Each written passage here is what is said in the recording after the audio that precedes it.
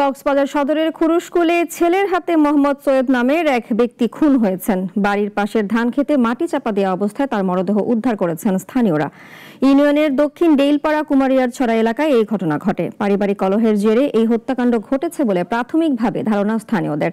নিহত মোহাম্মদ সৈয়দ পেশায় টেম্পো চালক ছিলেন। কয়েক বছর আগে তিনি কুতুপালং রোহিঙ্গা ক্যাম্প থেকে স্ত্রী সন্তান নিয়ে খুরুশকুলে এসে বসবাস শুরু করেন।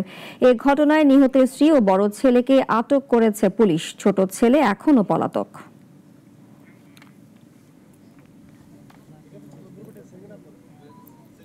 আমাদের বিড়ালি লয়ে রোজ গুরু বাড়ি তো মাঝে মতো গুরু দখল করি গিয়ে তারপরে আরো গুজুরি হাঁদি উঠি এখানে মাসে তখন আমার মরে গেছে তখন পারে গেছে আমার আব্বু গাছি নটিতে লারিছে লারিছে তো চাই মেডি নরম নরমের মাছ চাইতে হ এটা গার পোশাক টোশাক গাড়ি ফিলি মেডিব তো